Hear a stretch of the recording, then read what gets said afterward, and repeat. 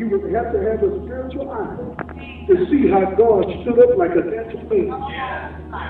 When that woman mounted Richard's pulpit, and you know Richard was young back then, and he was a monster, but when E.R. got that pulpit, it shook that view. It shook without a doubt when she walked out that place. I said, girl, you know you took the house, don't you? She said, baby, in Jesus' name.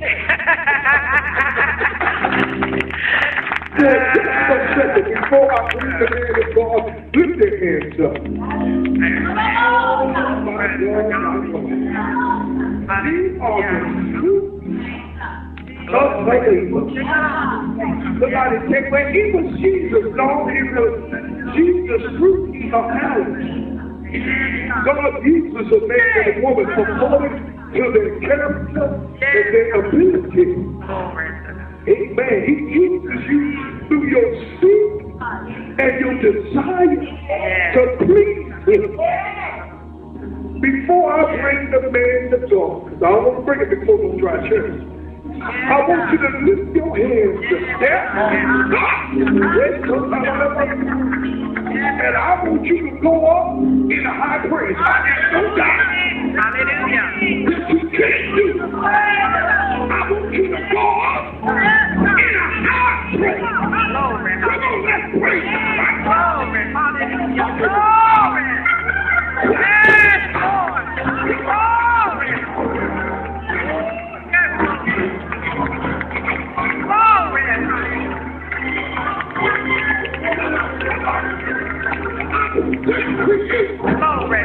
All the way from Latin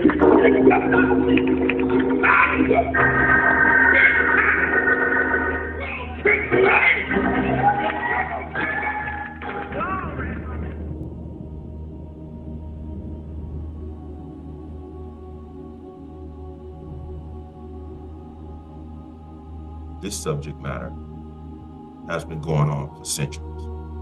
Ever since Yeshua had warned the world of these type of so-called human beings.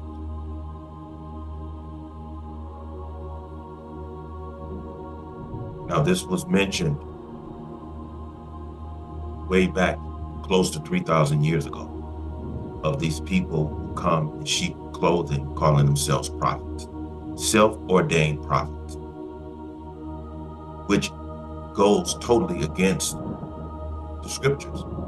The scripture that I showed you earlier, where a prophet of the nations is created and ordained in the womb of a woman. However, Jesus has said that there will be false prophets that were going to come after him in his name, professing his name, and in other words, utilizing his name. I'm going to go through a short video series dealing with an experience that I had with a man he called himself Prophet Nathaniel Dodd. Now, this was before I had experienced the Exalt Ministries series that a whole lot of you are bent out of shape about, which I really don't care. You should know by now that I really don't care. I'm only concerned about making aware of the problems that the body is having, which is doing nothing but crippling a whole lot of us from doing the work that needs to be done on this planet. You know, we spend the majority of our time healing because we've had very good intentions going into doing the work. However, there were many people who called themselves brothers and sisters who manipulated the entire effort in terms of the experience, you know, in the environment, which caused a whole lot of us with very honest and good intentions. And so as healing is concerned, you have to take time away because time has a healing agency in it. And so it takes time for healing. But the whole thing is people like this that makes getting the work done a lot more complicated than it is already. So I'm going to soon do a series on this. However, this is just a short note. As the scripture says, a prophet of the nations is created and ordained in the womb of a woman. So anyone who comes to you and said that he or she used to be in the world and all of a sudden they woke up one morning or they went to some twisted institution, which it took this institution to ordain them as prophets, that goes against scripture. Or these people who are self-proclaimed prophets, that goes against scripture. Or self-ordained prophets, which is equivalent. Institutions, these seminaries, or as Minister Farrakhan said, these cemeteries are not the ones that ordain thee a prophet of nations. The Creator does that in the womb of your mother. Prophets are not cultivated by way of the environments of the world. And all of this is going to be explained pretty soon once I take the time to create this short series. It's going to be short. It's just an experience that I want to share with everybody of being up under a man who said that not only was he a prophet, but he called himself the prophet of God, using the definite article, the prophet. I am the prophet of God, while he was doing everything in opposition of what a godly man is supposed to do. So with that being said, I'm going to make this short because I have to make a few runs before I go to work. But as things progress, I'm going to do a video on that experience. And I'm not certain if it's going to be a series or not, but I do want to share my experience being up under a person like this. So with that being said, I bid everyone a good night and stay human.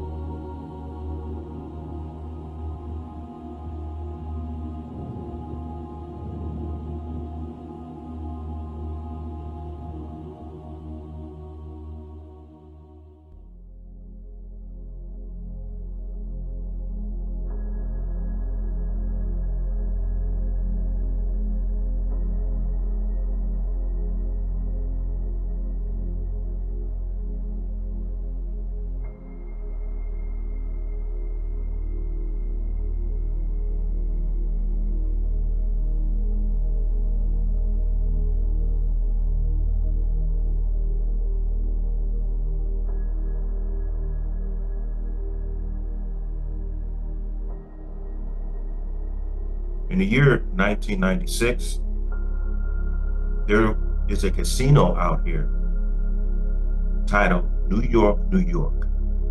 It had opened up. I was working for Sunset Park previously. And so what happened at Sunset Park, which was a government job, it was too many people had their hands in the bucket. I was a maintenance worker up there, and I would tend to the park, and I had the privilege of working with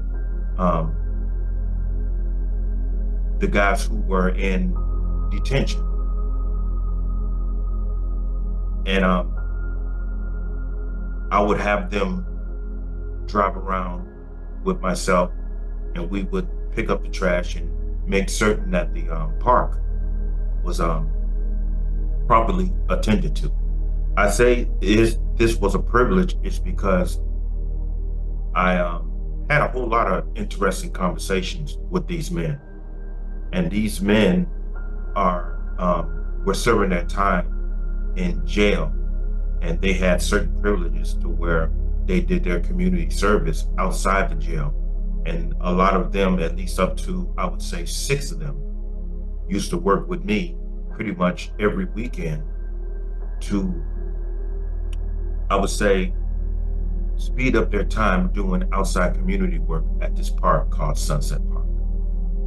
And I had a whole lot of beautiful, insightful conversations with these men.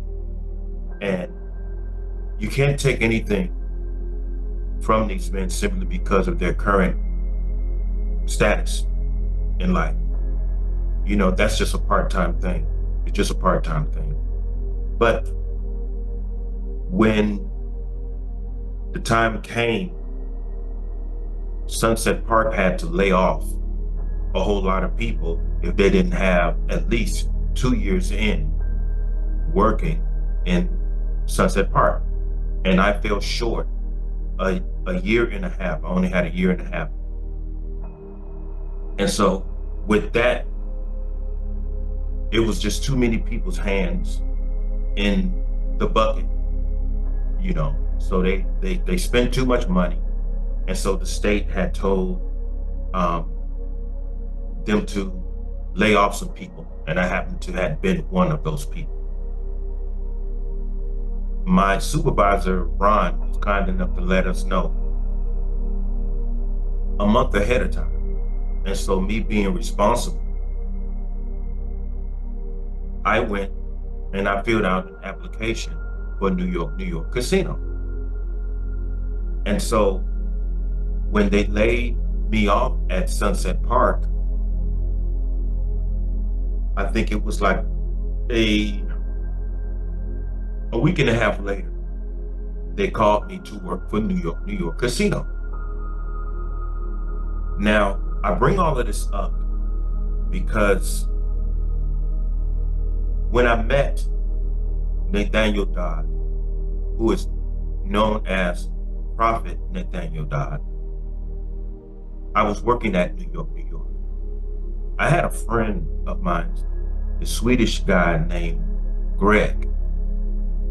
He was a bartender, and I was a bar porter there.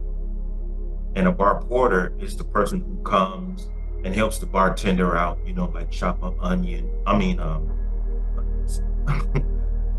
lemons, and, you know, help keep the bar stored up, and also remove the trash from the bars to keep the bar area clean. And so in the process of doing that, me and Greg became real good friends, and we used to have a whole lot of nice conversations during our lunch break because we had decided that we wanted to take our lunch together. And so with us sitting up having a whole lot of insightful conversations, Greg was a Christian. And so we got on the subject of religion, of course, and we had some very, very beautiful and insightful conversations about religion and the world and how everything ties together. During at least up to 3 of those conversations, there was a young man who sat right across from us at another table in the cafeteria. And I don't recall his name, but because it's been so long, but he was a member of Nathaniel Dodd's church. And for 3 days, I noticed how he would look over at us and he would smile and he would nod his head. He would smile, he would nod his head. And so one particular night I came in, Greg just so happened to be off. And so I'm sitting there enjoying my lunch. And I really wish I can remember this brother's name, but it's fine. But he came over and he sat, he came over with his tray. He said, you mind if I sit down? And I said, no, bro, go ahead. And he sat down and he said, I've been listening to y'all conversations a whole lot. And I really like your insight on certain things. And so him and I got into, if not the same conversation, but very similar to what me and Greg was talking about. I believe the brother's name was Vernon. Yeah, his name was Vernon. Brother Vernon, right. That was his name. And so we would talk. And what I noticed about him was he told me that he was going to a church out here in Las Vegas, in North Las Vegas, called Rock of Deliverance. And it was right over there. I believe it was off of Owens, but it was going into the North Las Vegas area. And what I noticed about his language, I would say something, I would give a point of view about something, and he would respond, prophet teaches us thus and so. Prophet looks at it that same way. And when prophet, blah, blah, blah, blah. And I'm noticing he would say prophet a whole lot. So I didn't want to be too quick, because I'm more than a listener. So I'm listening. When I keep hearing a certain title or phrase come up, I have to be certain that he's talking about a person, or what is he talking about? He's talking about a symbol. And so the next conversation, which was the following night, we had talked again. And Vernon was he was a chef. He was a chef. And so when he brought up prophet, and what caught my ear was the way that he said prophet. He didn't say prophet with the TH. He said it in like PROFIT. And so I asked him, I said, what is prophet? He said, oh, that's my pastor. So he kept throwing prophet out there like a fish hook. And so when he saw that I took the bait, he said, oh, that's my pastor. He said, you should meet him. He said, I think you and him would like one another. He said, because you guys see things similar. And so, and I said, why do you call him prophet? He said, because he's a prophet from God. I said, well, what's his name? He said, Prophet Nathaniel Dodd. I said, I've never heard of him. I've never heard of him. And I told Vernon about all of the work that I've done on the West Side. And this was actually the beginning of my isolation period that I spoke of previously in the Exalt Ministry video. And so he kept saying, prophet is this and prophet is that. And I listened very attentively, because I was just curious, because I've never heard of this man. And I was in the fields for a very long time. And by him being in a church that was just, I would say, 3 blocks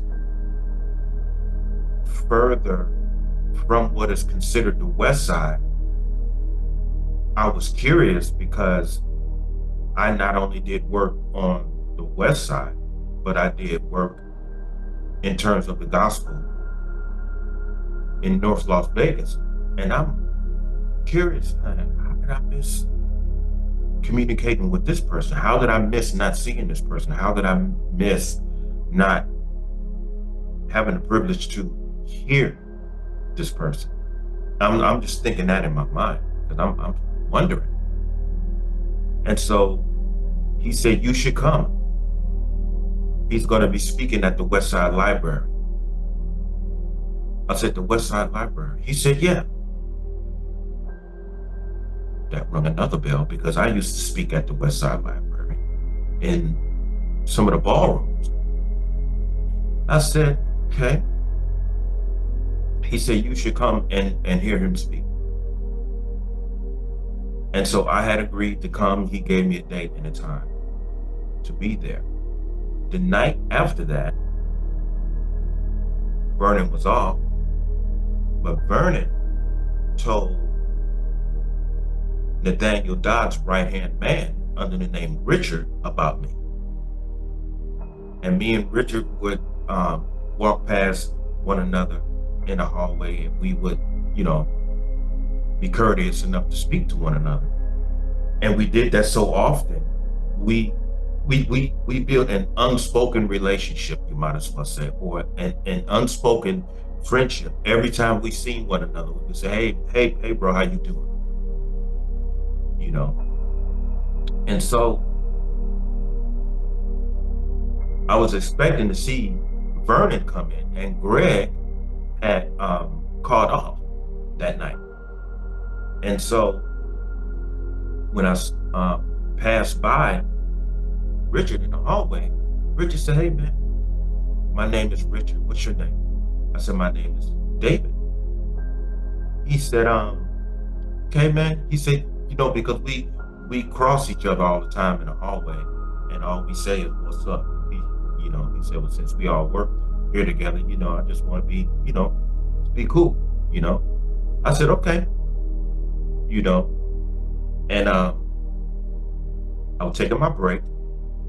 Richard and another guy comes walking in, and they saw me sitting at the table. And so, hey man, what's up? And so they came and they sat with me. A friend of mine that I had been knowing for a long time, named Dee Dee. I worked with Dee Dee at the Flamingo Hilton. She came in and she came over to the table. And I noticed that she and the other guy, I believe his name was James, that Richard was with, was her brother. And I'm like, this is your brother? She said, yeah. And so after she got her food and she sat down with her co-workers, because I believe that Dee Dee was doing maid work. I believe she was. But so as we sat there and we ate, Richard said, you know Vernon, right? And I'm like, yeah, I know Vernon. And so then Richard started talking to me about Nathaniel Dodd being a prophet. And so him and James was telling me how much they've been blessed and how very insightful this man is with scripture. And so they said, you should come. And I told them, yeah, I had already conversed with Vernon, telling him that I would be there to listen. And so I needed to confirm the location. I said, so he's going to be speaking at the West Side Library, correct? And they said, yes. He said, just be there at 8 o'clock. And so after we spent our hour of lunch talking and laughing, and becoming friends, it was 2 nights from them, from that talk, I drove to the West Side Library. And it was a crowd out there. And as I was walking up, Dee Dee saw me. And she said, "Oh, David," and she came and she hugged me. She said, "I'm so happy that you're here." And she said, "I'm happy for you because you're here." She said, "Because Prophet is he's a blessing to our lives. And he's going to bless you tonight." So after I greeted Richard and James and Vernon, I went in and I sat and I listened to him. He is as you saw with the video, but in person, I saw this, I would say 6'1" or 2", because I'm only 5'9". So if I'm wrong about his height, to myself, just being 5'9", everybody's tall to me, so. But after his sermon, which was phenomenal, a phenomenal sermon, and the man speaks well. He speaks well. And I was like, whoa, I was really blown away by his insight, his zeal, his voice elevation, and everything. I mean, even his body language up there. It was phenomenal. It was phenomenal. It was borderline entertainment. And so after the sermon and everybody cleared out, I had met up with Richard. Richard said, "What do you think?" I'm like, "Man, that man, he speaks well." And he started right there. "Yeah, Prophet speaks well." Kept on the Prophet thing. And so I told Richard, I need to meet him. I used the word need. I need to meet him. And so from a distance, we saw him addressing other people. And so he kind of gazed over at me because I was standing next to Richard, his right-hand man. And so I would think that by experience, him seeing Richard closely communicating with someone that has never graced his presence, I was thinking this must mean something to him. And so when he came over to us, Richard said, "Prophet, I need to introduce you to this guy." We call him Brother David. And I shook his hand. And when I shook his hand, he looked at me kind of in a gaze like that. And he looked slightly uncomfortable when he met me. And he said, I told him, I said, "I'm Brother David." He said, "Brother David, what's your last name?" I said, "My name is Brother David Brayboy." He says, "Nice to meet you. Nice to meet you." He said, "Did you enjoy the sermon?" I'm like, "Yes, very much so." I shook his hand. He said, "That's good." He said, "Hopefully you would come visit us again." And I said, "Definitely." And I looked over at Richard and I assured Richard that yes, I'm definitely going to come back and listen to this. And so as time went on, me and Richard and Vernon and Jane would develop a very strong bond. And what they noticed about me when we would talk, I would never say prophet. I would always say Pastor Dodd. And so the first night, it was 8 o'clock. I had attended the Rock of Deliverance, which is where he was pastoring. And it was another phenomenal speech. But what I noticed about him, he was a bit excited that I was there, but also uncomfortable because of the I would say that it was because of the conversations that Richard and I and James would have at work. And I was to eventually find out that Richard is the man who goes to get information, personal information of you, to go back and assign that information to him, so that when he get up there and he starts preaching, he would speak on that information indirectly, and he would take the scriptures and he would form the scriptures, and he would take the meaning of the scriptures and he would line it up with your life and then prophesy about it. And I noticed how he would always say, I'm a prophet of God. I'm the prophet of God.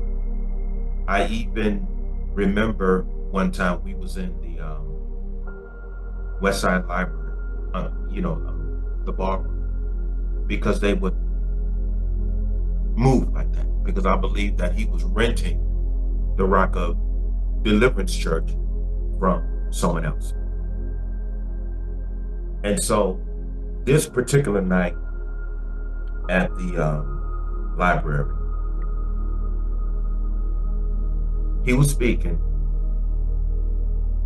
and he gave another phenomenal sermon. And he came up to this woman, I forget what her name was, but she was a very nice sister.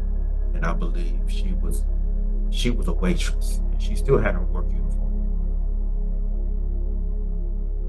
And he again started speaking on him being a prophet.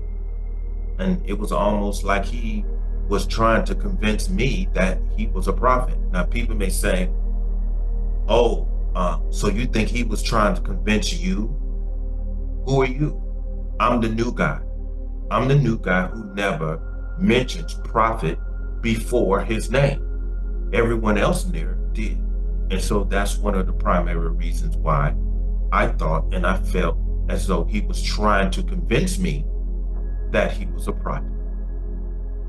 He would get to know people so certainly by way of having personal conversations with them, having Richard get to know these people precisely. And so a lot of people felt as though what he said was a form of prophecy, because a whole lot of things that he was talking about in regards to their life was coming true, which were very common things. How people would say, well, I want a better job, and I'm working on, getting me a better job. I want a raise, I want a higher paying job, and I'm working on that. He would get up there, he would say, I'm just gonna use the name Jones. Sister Jones, God's gonna bless you with a better paying job.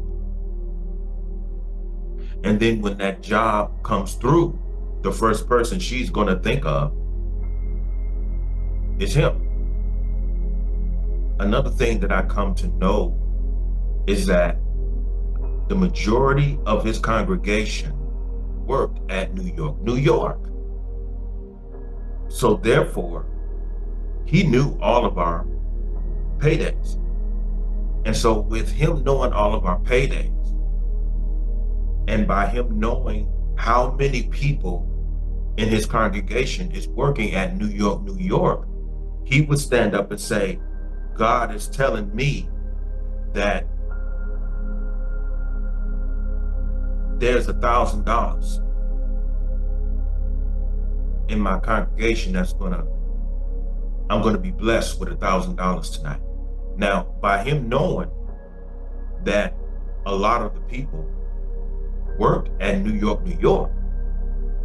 And by him knowing when everybody got paid, he would say things like that. And the people at New York, New York were the most dedicated and the most strongest believers of him being this prophet. Where do you think he got his $1,000 from? The majority of the people who worked at New York, New York, the majority. I was not the majority because I'm moving with this slow. I'm moving into this environment very slow because I'm not the type of person just because you give a good sermon and it's recognized as some facts to me and I'm all excited. Don't think that I'm just gonna fall for just anything because I'm not. But with all of that being said, at one night he was speaking at the Westside Library, and in trying to convince me that he's a prophet, he had said a whole lot of people don't think that I'm the prophet of God, but I know all of y'all believe that I'm the prophet of God. He said, I can prove it. So he went up to this woman who was sitting on the front row. And he said, I forget the woman's name, but he said, sister, do you think that I'm the prophet of God? Do you believe that I'm the prophet of God? And she said, yes. He said, well, if you believe that I'm the prophet of God, go in your purse and give me all your money.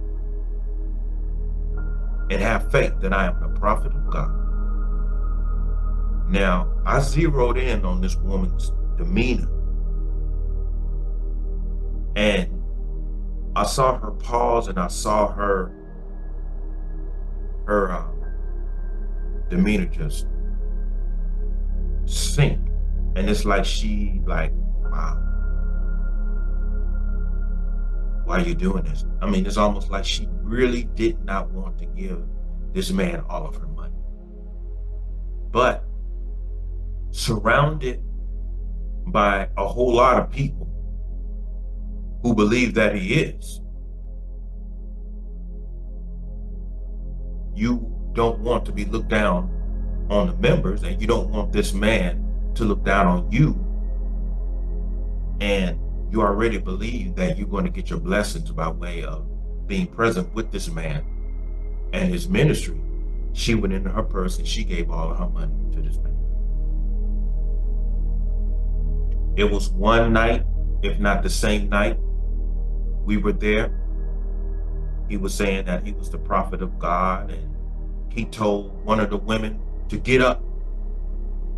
He said, Sister Jones, get up and run around the congregation. She didn't hesitate. She got up and she was running around the whole congregation.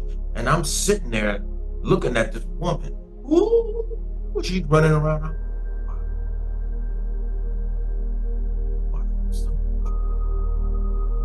Because this is not supposed to be going on. And so as time went on, there was a few of the women in there who were attracted to me. One in particular, she went by the name of Shalon. Shalon worked at New York, New York as well. There was another one named Kim. Kim, yeah, I know, that's a familiar name, but that's what her name was. She worked at New York, New York.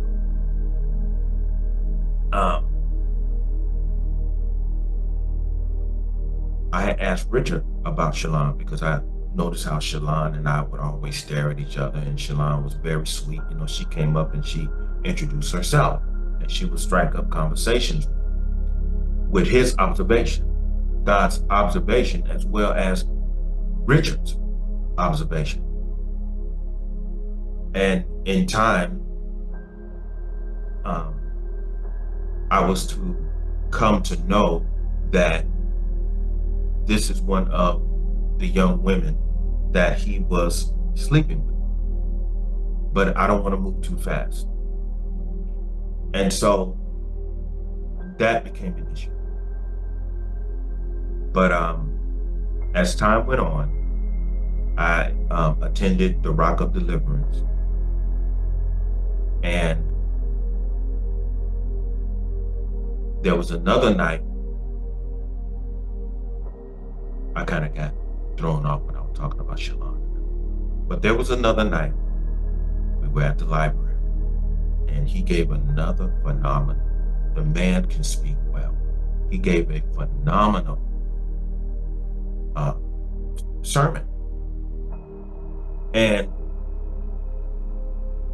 what I noticed is that all of a sudden, after he ended the sermon, all of a sudden his whole countenance changed. He said, okay, I need $1,000. I gave y'all this great sermon. I need $1,000. So y'all gonna have to give me $1,000. And I'm sitting there, I'm like, wow. And I see all of these people going their personal belongings, and he got that $1,000. I were to come to find out that he would go to the state line to a casino, and he was seen by a partner of mine who worked out there at the state line at a casino that I can't mention.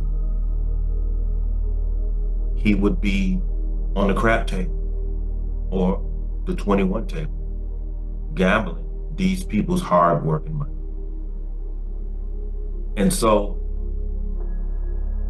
as time went on, hearing his sermons,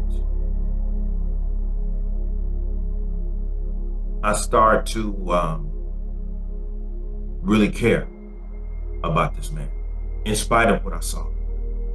I was loving his sermons so much that I started caring about him, because I thought he was a phenomenal speaker.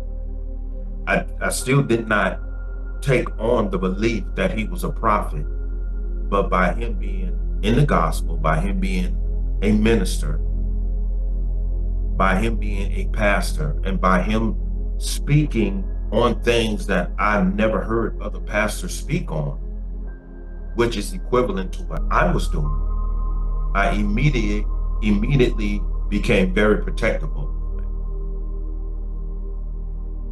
And so even though I wasn't addressing him as prophet, I was slowly becoming a follower.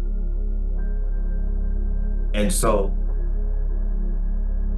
one night at Rock of Deliverance, there was a couple of pastors who came in and sat and listened to him. And it was one that had a tape recorder in his lap. And I pointed that out to Richard. I said, he's recording it. And so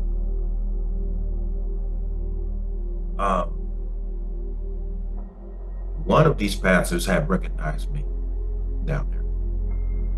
So after that sermon, the brother who was recording him just got up and left. It was three pastors there. Three pastors. They came to listen to him because they wanted some type of footage of him saying that he was a prophet or the prophet of God. And so I were to find out that at that time, the minister in the Nation of Islam currently was Minister Duke Muhammad. And so some of the Muslim brothers had saw me associate with Dodd and the church members outside of the Rock of Deliverance, because things were being said. Things were being said. And so that got back to Minister Duke Muhammad. And at that time, I wasn't on really open and speaking terms with Minister Duke Muhammad because he was disappointed at me for leaving the Nation of Islam. So this is just a guess. By Minister Duke Muhammad knowing this older gentleman that I mentioned sometimes in my video, Pastor Lot, L-O-T. I go home a particular night, Pastor Lot calls me. He said, Brother David, we need to talk. I asked him, I said, is everything okay? He said, no, it's not. He said, when are you going to have some free time, bro? I told him, I said, for you, you just name it. And so he said, can you come by tomorrow night around 1:30 in the morning? And I'm like, 1:30 in the morning? He says, you told me that I can choose the time. He said, so I expect you to be there, brother, okay? I'm like, yes, sir. So as I said before, whenever one of the elders of the church invite you to grace their home, not only do you have to be on your very best behavior, but you have to be on your very best dress code. And so I got myself together and I went and I visited Pastor Lot. And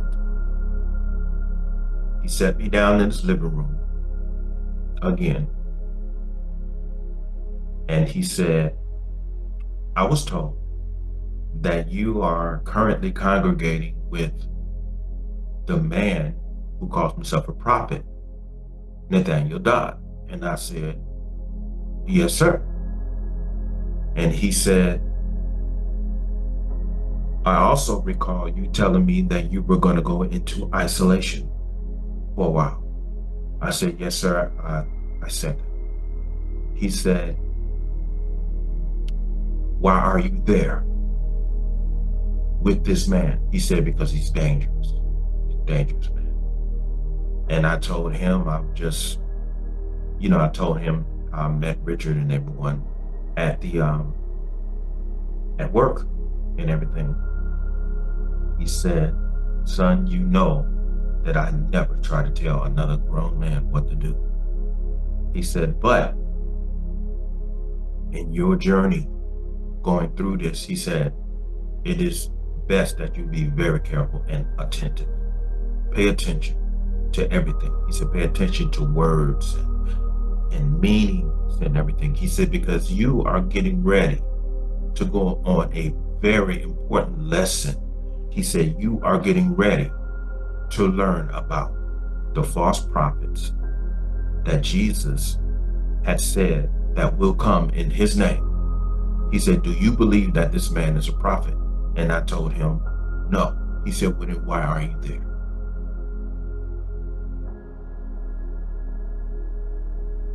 And I couldn't answer why I was there. He said, this is why it's a lesson that you must learn. He said, be careful. He said, I'm not going to tell you what to do. He said, but the truth will come to you. If you pay enough attention, he said, the truth will come to you. And so him and I, we embraced, and he shook my hand and he said, he asked me, he said, I'll see you again. I'm like, of course. Yes, sir. Of course. And so I left. And so as time went on, by me seeing that all of these people were coming in, observing him, and he was getting threats, even at his home. He was telling us a few times somebody had cut up a chicken and left it at his doorstep. And so I'm like, this man needs protection. And so by me having training in the FOI of being a member of the Nation of Islam, but in the processing mode. I started standing by the door of Rock of Deliverance. I was opening up the door for people who were coming in, and I wasn't sitting down anymore. I was standing by the door as if I was a member of the FOI. And so he noticed that. And so I didn't realize that I was getting deeper and deeper inward. I wasn't calling him a prophet, but I was protecting a man who claimed to be a prophet, which implied, obviously, I believe that he was at a time, because one time after our after his sermon, I came up to him and he was kind of uncomfortable, you know, with me. I noticed he would be uncomfortable a lot of times. But I told him, I just want you to know that I'm starting to believe who you say you are. I'm starting to believe it. Because that's how deeper I was getting into it. Deeper, deeper, deeper.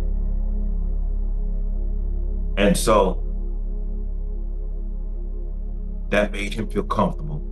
But all at the same time, that made him skeptical, because word had got back to me from Richard that he said, Brother David is phenomenally intelligent. He said, so you have to deal with a man like him very carefully. He said, you have to watch what you say to him. You have to watch how you say it. He said, because that man is not a fool. Now, that same night when I told him that, he looked away and he looked at me like this. He said, you know what, brother, you got to call it on your life. You got to call it. And he said it in a way to where him and I would end up opposing one another. So as time went on, I know I say that a whole lot. I'm just trying to get through this. So obviously this is going to be a series, because so much happened.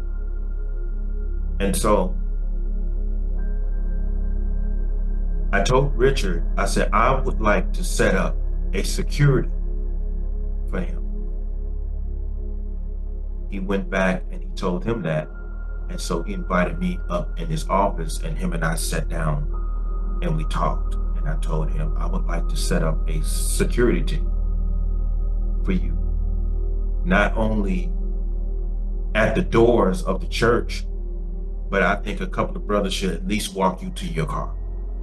And I was thinking about having a brother sit outside his house and watch his house at night, whoever was available to do that. And he said that sounds good.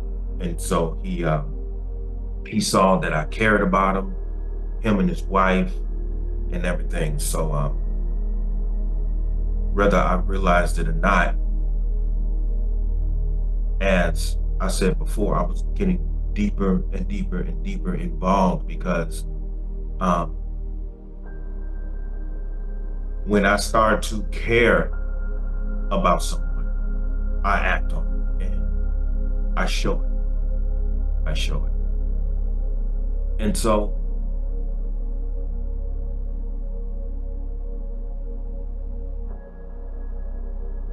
me and Richard became very close friends, and James. So one time him and James came by, and they were stuck someplace. They just came out of the home, and I had a vehicle. And so they came and said, hey Dave, can you give us a lift home? I said, of course. So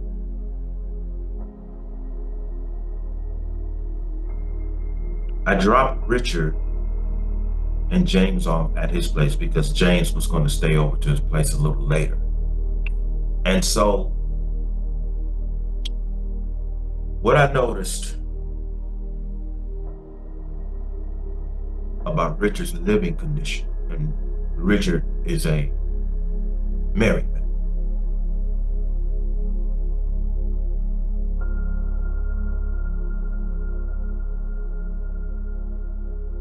His living condition was not well. He had a very small, I would say a shoebox shaped home. And as we were talking, it was almost like he could sense that I was looking around. And this is the same man who was telling me that I would be blessed. And I heard Dee Dee said that, and everyone was talking about how much they've been blessed by Prophet. And so I'm looking, and it's like Richard was telling me, Prophet was telling me that I'm going to be blessed with a big house and everything. I'm like, oh, okay. And the following week,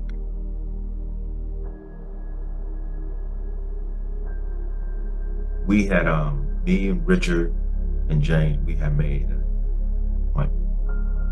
Or at least Richard and him had made an appointment with God to come by his home. And so his home was a little bit further out North Las Vegas in this beautiful neighborhood that had almost miniature mansions. And so when we knocked on the door, he opened up the door and he said, "Come on in." He said, "Oh, so you got Davis with you?" I said, "Yes, sir. Yes, sir." And so when we walked up in his home, what I noticed was that he had a lot of Asian related furniture. Samurai. He has samurai swords. Very expensive. 2-story home, looks like a miniature mansion. He had all of these Asian artifacts in there, which implied this man's got a lot of money. He has a lot of money. And so we set up and we talked to him that night. We had a beautiful time. His wife cooked and everything. And I had enjoyed myself. And I felt good about that night without realizing that good feeling and that pleasantness and that the food, eating in his home added to me being reeled in even further, because that gave me a chance to look at the environment of the home. And as we're walking to my car, I'm dictating on where I'm going to put some brothers to protect this man. And so what I noticed is that a lot of the people in the church were living very low standards, and he was living like a king. He was living like a king. And that's what I noticed.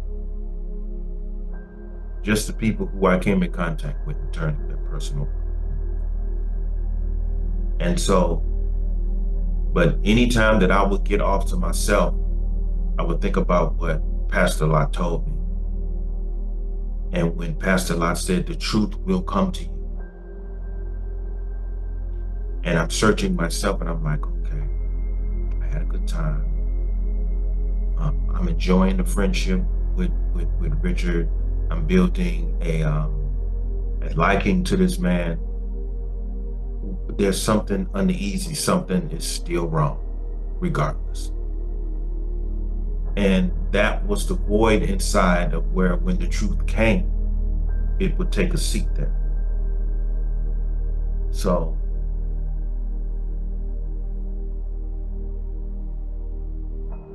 when the truth came to me, I scheduled a meeting with Richard, Vernon, Dee Dee. I wanted to schedule a private meeting with them over to my place because I had found something in the scriptures that had implied that a prophet is not cultivated by the environment of the world. A prophet is created and ordained a prophet in the womb of its mother and not of the world. And I wanted to share that information with them to help them understand that we are all under a false prophet according to the scriptures. So with that being said, I'm going to end this first installment of this experience, and I'm going to continue on this because I would love to share this experience. But I will end on this note. Pastor Lott had told me that the truth will come to you. And I would say that it certainly did. And with that being said, I'm going to end this right here. And everyone have a good night.